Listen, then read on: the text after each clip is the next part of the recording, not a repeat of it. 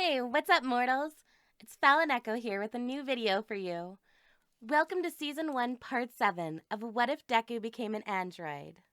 This is our Season 1 finale. So I just wanted to greet you guys by just saying sit back and relax, and you're in for a treat. So we begin. Mirio Togata wasn't sure what to expect from the now infamous Class 1A. As he walked towards the USJ, he ran the various possibilities through his mind. Maybe the two he had been told to keep his eye on, Katsuki Bakugo and Izuku Midoriya, would be trying to fight instead of rescuing. After all, they had gotten in with 0 and -10 rescue points on the entrance exam, respectively. Well, hopefully I'm wrong, Mirio thought. Approaching the USJ, he pulled out his phone to check the time.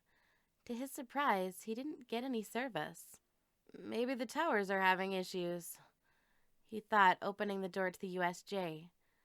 The sight that greeted the 9th holder of One for All did not fall anywhere near his expectations. The central area of the USJ looked like a war zone. Unconscious villains littered the ground, while a host of students, accompanied by a teacher, Mirio identified as Isawa, were locked in combat with even more villains. Mirio wasted no time getting into the thick of the action and coming up with a plan. The quirk he was born with was permeation, allowing him to phase his body through solid objects. After much training and control, he was able to hone his power to heights that surpassed most top pros, alongside a heroic demeanor befitting of All Might. Amongst the big three of UA, there was little debate that he was the most powerful. "Mr. Aizawa!" Mirio yelled, charging into the fray and slamming a villain into the ground. "Someone needs to go get help!" The third year yelled as a villain's fist passed through his body. "We're trying, but whenever someone tries to get away, the villain with the warp gate body stops them," Isawa responded, using his capture tape to toss a villain into the water. Mirio smiled. "I've got an idea, sir." Katsuki Bakugo was locked in the fight of his life. A huge beast with a bird-like head, exposed brain, and huge muscled humanoid body was currently swinging at him with All Might levels of force. "Die! Die! Die!" Bakugo yelled, unleashing explosion after explosion on the beast to no effect, though he was at least keeping its attention. Out of the corner of his eye, he saw a student he didn't recognize, followed by Ida. The student was blonde, and it looked like Kirigiri's smoke passed right through him. He landed a punch on the walking warp gate's metal neck brace, which stunned it long enough for Ida to get out the door. Bakugo scoffed, dodging an attack from his strange opponent. "I'll finish this fight before the reinforcements get here," raining explosions at his huge opponent. "Now eat this, birdface!" In the ruin zone of the USJ, Izuku Midoriya was just barely conscious enough to realize what was about to happen to him. "I need to get out of here. Get support," he thought, barely able to keep himself from passing out. As the huge android loomed over him, he tried desperately to crawl away, but it was useless.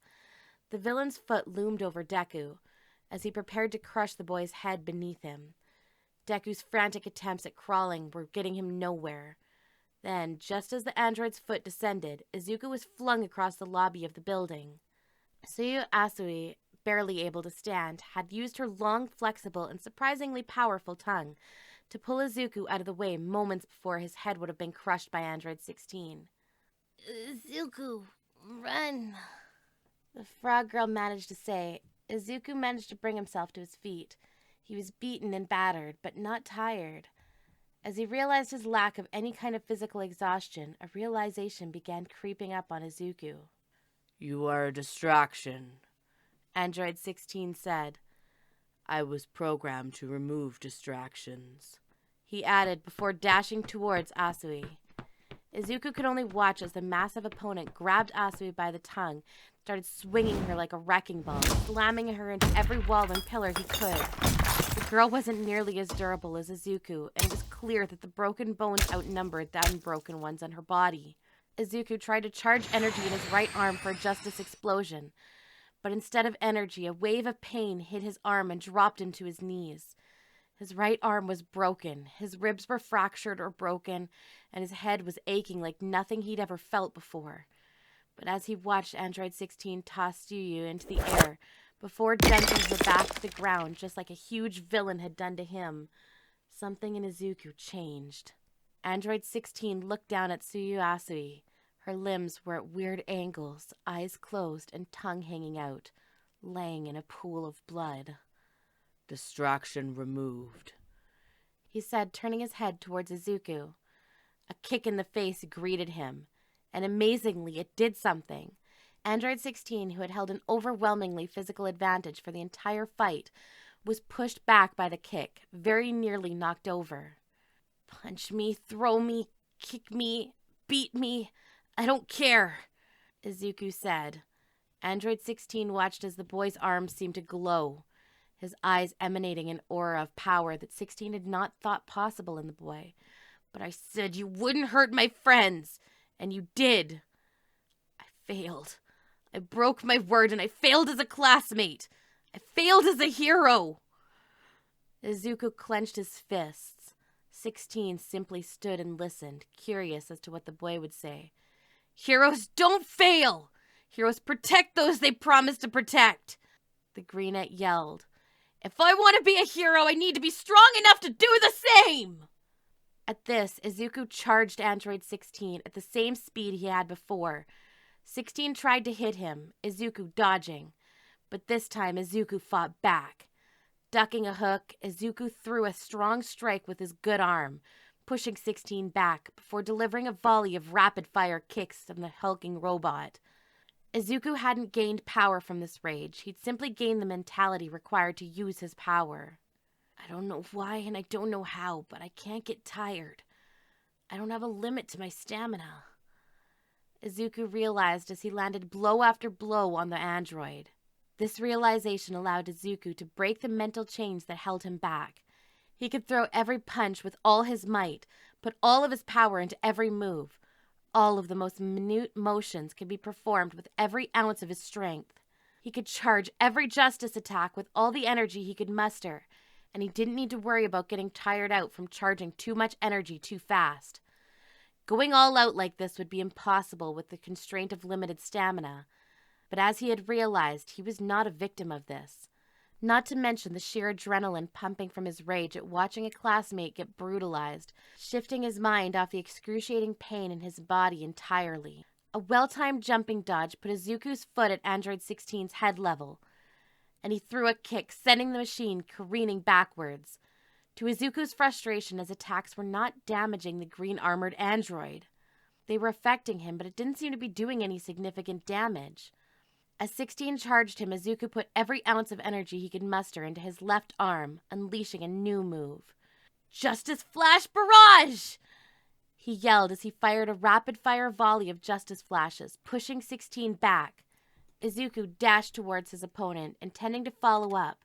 He had managed to charge an Explosive Fist of Justice, surrounding his left hand in energy before throwing an uppercut with it.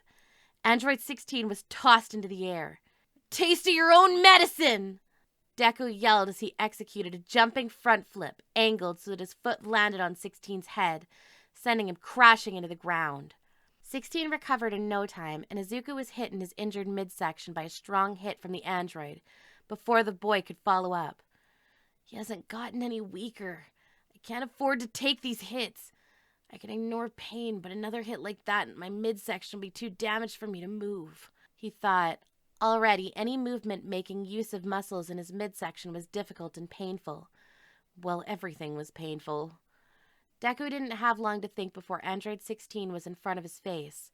He barely managed to dodge another swing from the machine menace, throwing a Justice Explosion at full power, shaking the building and pushing Android 16 back. "If I take another direct hit, I'm done for," Deku thought. "But I'm strong enough to beat him." The Greenette charged the android for a follow-up. The android threw another punch to counter. Instead of dodging it, he met the attack in stride with his own Explosive Fist of Justice, sending them both leaning backwards. 16 charged forward to try one of his signature grabs on Deku, but the boy's ability of observation and adaptation were not to be underestimated. He stayed still until the android's arms started moving inwards. Then he fell backwards, delivering an upwards kick into the android's midsection. The orange-haired was pushed back again, slamming into the wall, looking a little stunned. In fact, throughout these exchanges, the look on the machine's face had actually changed. Deku thought he seemed satisfied, for lack of a better term. Then Deku heard a loud thud from the floor above him. Someone had arrived.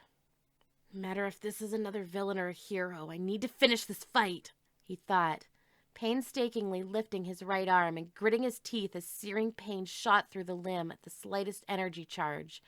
He began charging energy between his hands, at rates he had never managed before. The ball being charged grew to the size of a yoga ball, and even bigger. In fact, the ball he was charging got nearly as big as the boy himself. Then, fighting through all the pain, he yelled with gritted teeth, "Infinite Justice Cannon!"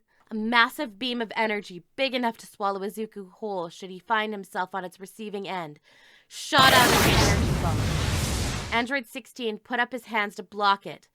The huge android's feet were digging into the ground, but it wasn't enough to stop the beam from pushing him backwards, through the wall and onto the street. For the first time in the whole fight, Android 16 seemed to be struggling.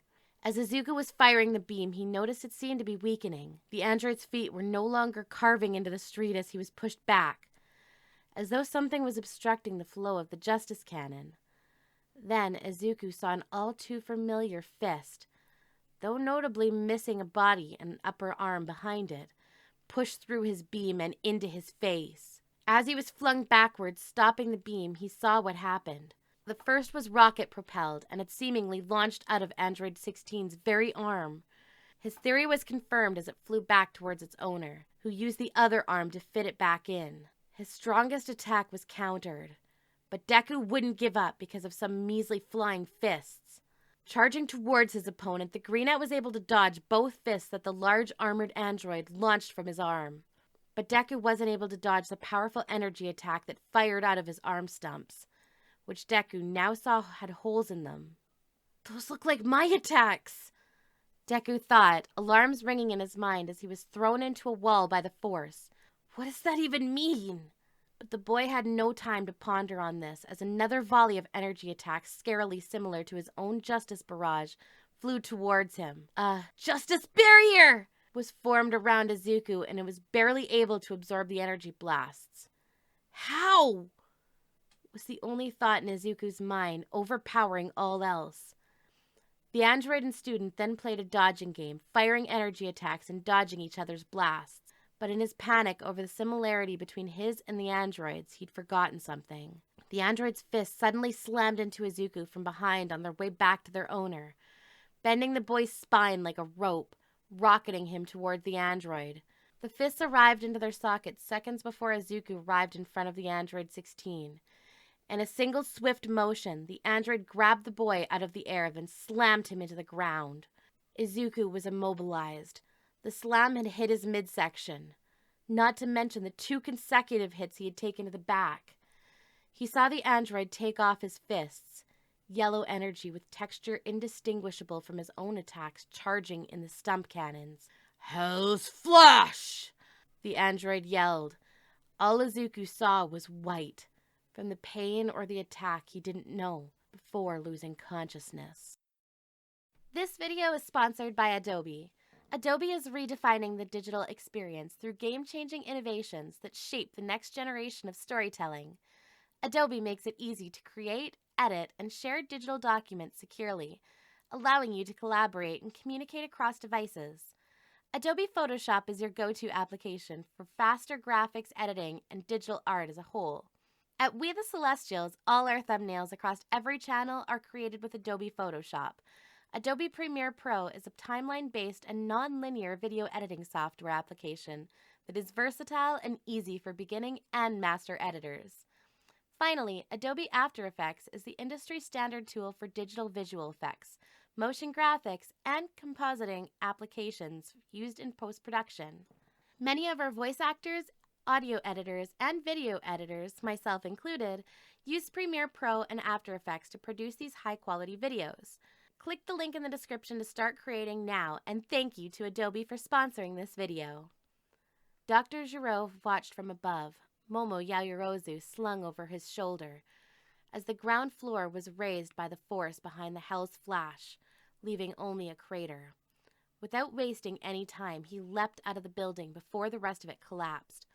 He joined Android 16 as they walked away from the ruin zone, leaving it even worse for wear than when they arrived. Will he survive? Android 16 asked. The doctor scoffed. That's the real test. At his current level, there was no way he could defeat you, but I created him to have potential. If he survives this, it will only make him stronger. Just die already! Bakugo yelled at the muscled villain he was facing. No matter how many explosions he fired at the monster, it tanked every blow.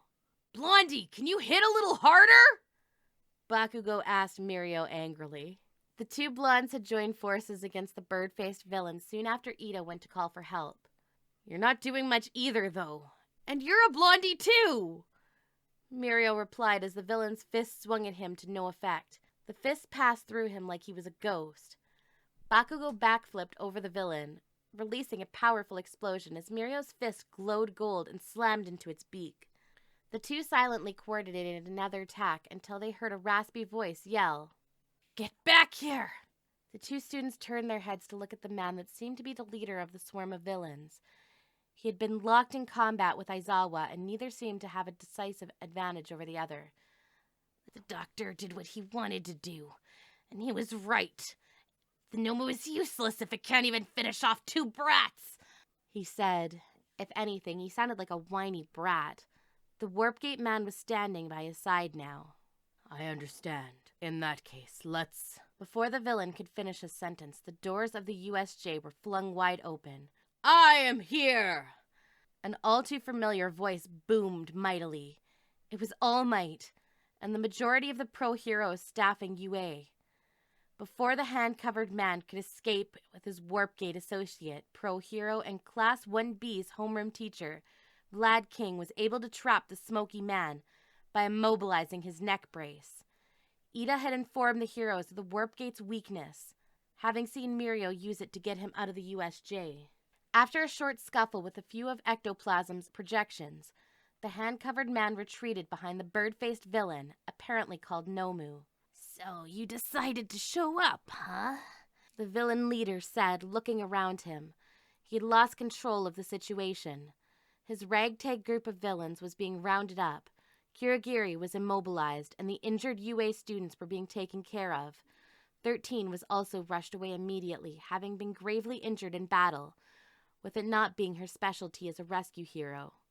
Surrender! All Might told the handman and his bird-faced partner. The handman backed away, not giving up yet, until he touched a frozen hand, jumping forward in shock. Shoto Todoroki was behind him, prepared to freeze the villain with his ice. I don't know what you were trying to do, but it didn't work, the teen told the villain, scratching himself intensely. The villain got beside the bird-faced villain and tapped it on the back. Immediately, the monster charged at All Might, drawing attention from everyone. The handman got into a fight with the pro-hero Cementos. His quirk allowed him to decay anything he placed 5 fingers on.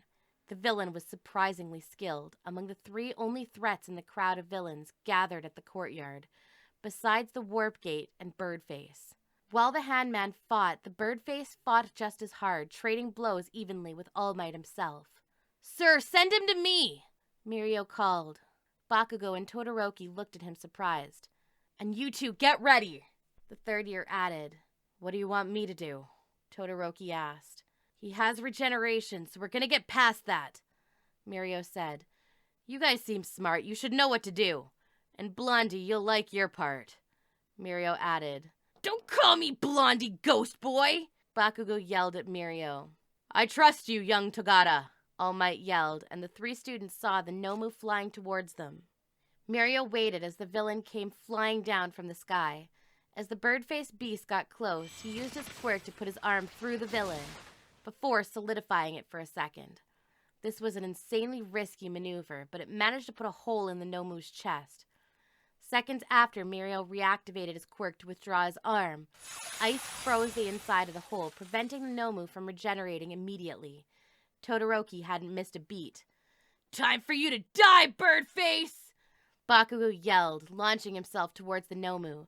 Just as the regenerating tissue broke Todoroki's ice, Bakugo had shoved his hand into the hole and unleashed a devastating explosion. The explosion managed to widen the hole enough for Bakugo's next step. Die, die, die, die, die! Bakugo yelled, firing a rapid-fire barrage of explosions as the hole he made in the Nomu got larger and larger, showering the teen in blood. Regardless of the shock absorption Nomu seemed to possess, Bakugo's internal attacks were doing damage. This time we're getting rid of you! Bakugo finally yelled as the explosion blew the Nomu's head right off from the inside. All the fighting around the teen had stopped. All eyes were on Bakugo, and most looked at him with fear. "That's no hero," someone muttered. Bakugo himself was oblivious to this, celebrating the victory over the damn bird face! All Might looked over at Bakugo, not knowing what to think. He's strong, fast on his feet, and knows his own power, All Might thought. But his demeanor... Before All Might could finish his thought, a ball of pink energy landed in front of Vlad King, blowing the hero away and freeing Kirogiri. "Get us out!" An old, raspy voice yelled. Without hesitation, Kirogiri turned himself into a warp tornado, picking up the man who had yelled as well as the hand man and another man the heroes hadn't been able to identify, before vanishing. Once again, complete silence befell the USJ. All Might and everyone else present were simply stunned. The craziness of the day's events seemed to be crashing down on them now that the immediate threat was gone. A thought was shared among the most present.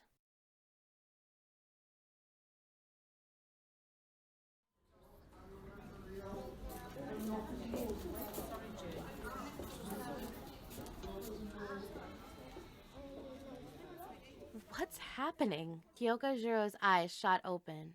She saw a white ceiling and a few faces crowding over her. "Miss Shiro, you're awake!" Someone, a doctor of sorts, said. "Do you remember what happened?"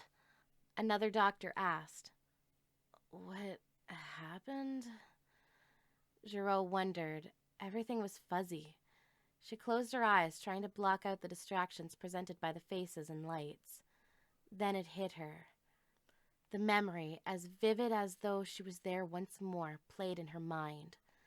The old man was holding her, draining the life out of her. She had gone limp, unable to move a muscle, barely able to stay conscious, when the old man suddenly dropped as an electric attack hit him from behind, with Denki Kaminari yelling, "Don't you dare!" As he launched the attack, Jiro heard a grunt of annoyance and the signature sound of an energy attack just like one of Deku's fire. Then, the next thing she knew, Denki was in front of her. The old man and Momo were nowhere to be seen, and the boy had sparks around his hand. But all Jiro noticed was a gaping hole in her classmate's stomach. "Hey, your heart is beating pretty slowly there. Don't die." Denki struggled to say. Jiro couldn't speak, tears streaming from her eyes. Too shocked by the sight in front of her. She wanted to scream and yell to order Denki not to die or something, but she couldn't do anything. Denki Kaminari flashed her one last happy-go-lucky smile before falling onto the girl, eyes void of life. Jiro didn't know how many times she replayed this memory. When she opened her eyes once more, the room was empty.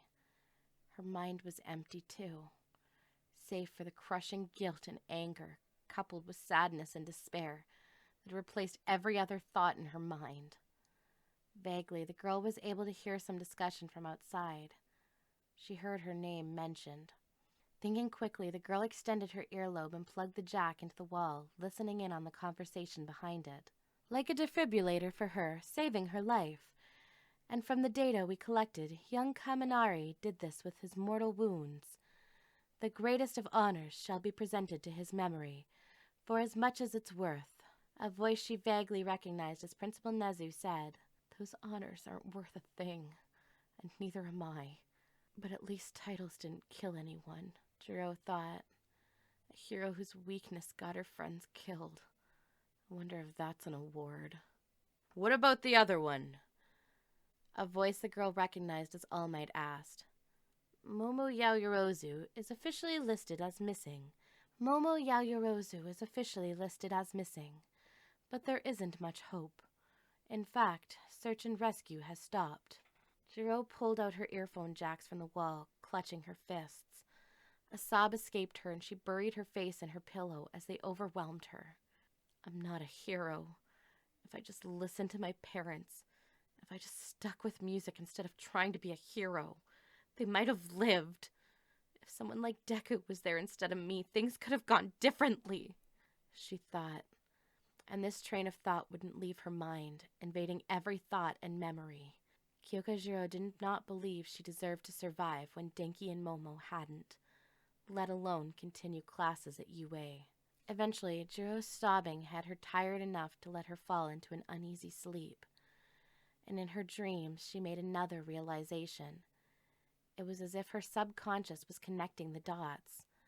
The old man's energy attacks, the internal engine, all the similar sounds, Izuku's durability, his speed and strength, all with his energy, the similar traits in the old man, his glass dome brain. Kyokajiro sat up in her bed, cold sweat running down her back.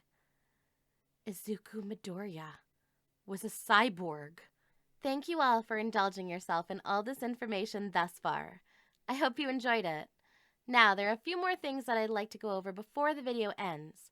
Firstly, I'd like to thank our patrons, BD Flames, Ethan Davis, Terry Chills, Shifter Milas, Adam Zagil, Zill, Zabbeat03, and Joshua Phelps.